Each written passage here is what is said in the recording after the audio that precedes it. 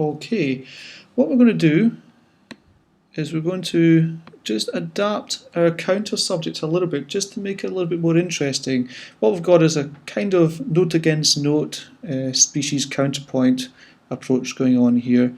So we've got a very straightforward subject and answer, straightforward theme. So we're going to vary this a little bit. You remember before, for this note here, I had this C sharp, and that was just a little bit dull going to the C sharp. But what we could do is, if I changed that note here to a quaver,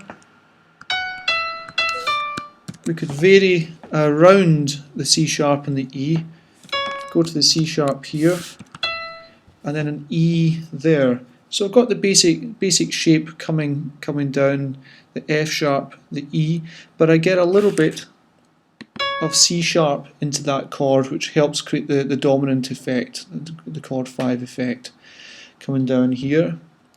And then I might play around with this D to C sharp bit here as well. So maybe I'll have this here.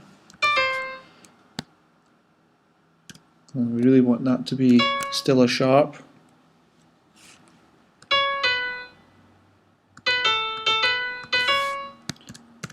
So I've still got the D to the C sharp, but I've gone via this A at that point, which is the root of chord 5, 7, and that's good. It spices up the harmony a little bit because I've got the 7th and the root of the chord right beside each other, so I've got that second which reinforces that this is the 7th of the chord. I've got the root and I've got the 3rd, so that makes this 5, 7 in here that little bit stronger. Okay, having gone to the C sharp though, I can't really get to this A. C sharp really wants to lead up to the D. So what I might do,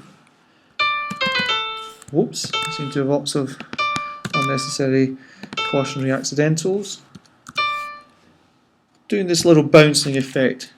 If you've been through your species counterpoint, you'll remember this from species 5 counterpoint, this type of ornamental effect.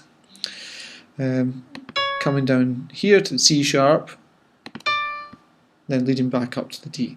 Let's listen to that. Let's just listen to the second line, our new ornamental or embellished version of the counter subject against the original, well, against the answer.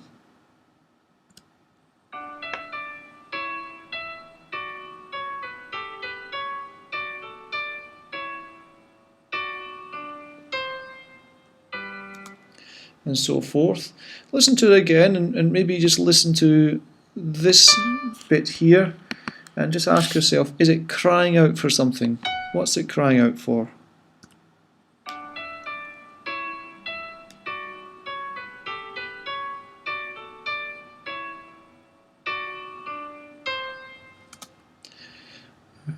Perhaps you thought maybe it could do with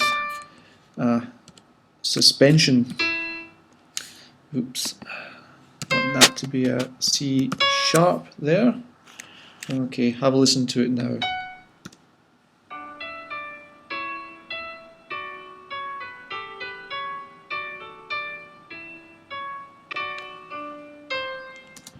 Begin to sound a little bit more interesting.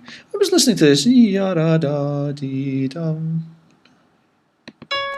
I wonder if maybe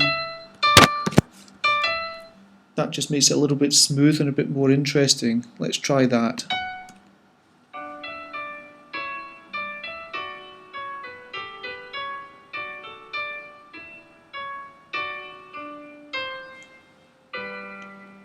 Okay, so I think that's all a bit more interesting. I'm just going to take all of this soprano and alto, that's the counter subject and the answer and the dominant, and I'm going to paste that right down in here. So you'll notice if I can cut and paste something, I do. Makes life a bit easier. So counter subject and answer soprano and alto is repeated exactly the same in line 4 in the tenor and bass part.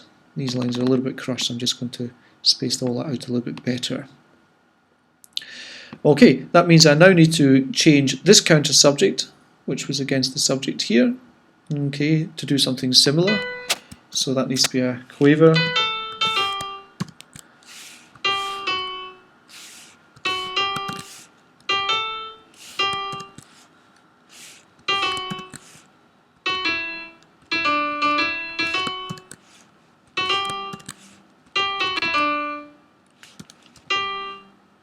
and that should be a minim, so we get that suspension here as well. Okay, so there we have it. Should be exactly the same. We'll just check that it is, going through it, making sure we've got everything exactly the same as we have up here. Okay, let's listen to it all.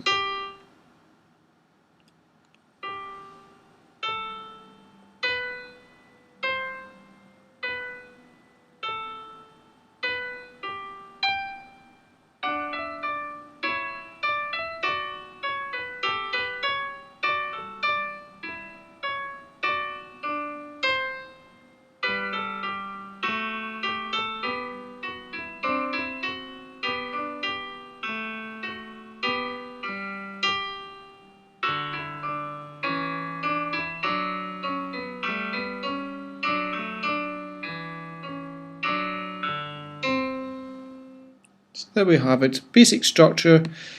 Got our subject, answer, subject, answer. We've made a simple counter subject to correspond to the answer and the subject, and then we embellished the counter subject just to make the fugal exposition that little bit more interesting.